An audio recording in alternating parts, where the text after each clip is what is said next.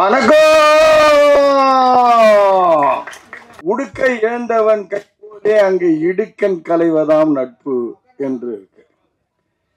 இப்போ நான் குடிகாரன் ஆயிட்ட போது அந்த நேரத்துல கூட என் உடுக்கை இழந்துட்டவங்க என் இடுக்கன் அவ்வளவு உஷாரா பிடிக்க முடியல. அது நழுவி கீழே விழுந்துருது. அதுதான் இந்த கதையினுடைய ஒரு வரி எழுதியிருக்காரு ஐயா அவர்கள்.